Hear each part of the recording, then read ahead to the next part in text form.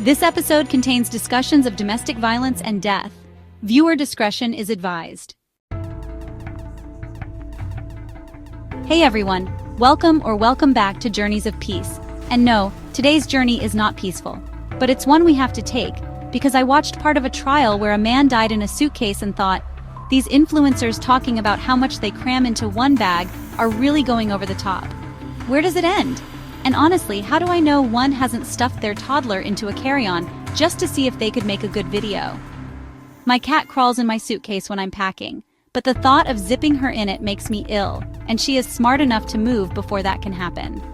And one influencer even used someone folded in a suitcase on her thumbnail to show how roomy the suitcase is. In 2020, Sarah Boone zipped her boyfriend, Jorge Torres Jr., into a suitcase during a night of heavy drinking in Florida. He begged to be let out. He said he couldn't breathe. And Sarah? She recorded it. She laughed, and then left him there to die.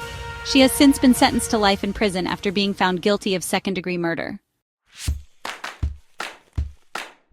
Now here's where we make a hard turn, because I need to talk to the TikTok and YouTube carry-on queens, compression cube kings, and look how much I fit in my bag brigade.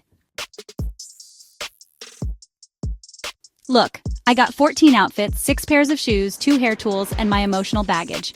All in a carry-on. Amazing. But let's not pretend this is just a quirky little flex anymore. Because one day, someone like Sarah Boone sees that message and thinks, hey, a suitcase can fit a lot, even a person. And sure, she was drunk, but someone died. Jorge Torres Jr. died, asking for help, and no one came. And even I asked the question about the brand, because I had a suitcase zipper break on me.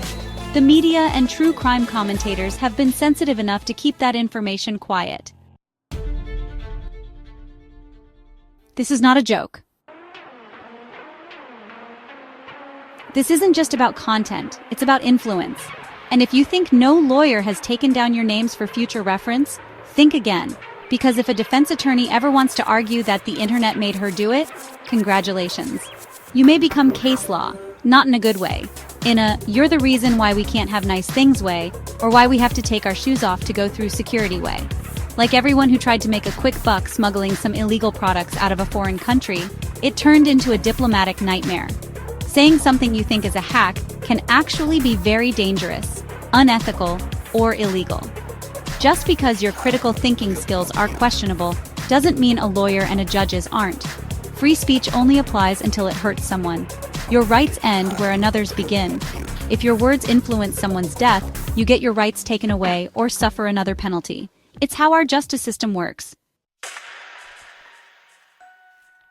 And while you're at it, maybe brush up on grammar before you become someone's Exhibit A. You're walking around like brand partnerships make you invincible.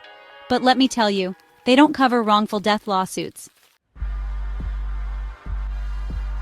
I'm not saying you caused a murder. I am saying your content doesn't exist in a vacuum. Someone vulnerable is always watching, always listening. Nobody's death should not be a footnote in some deranged version of minimalist packing tips. If you care about people, really care, start showing it. Stop acting so self-entitled with "look what I did."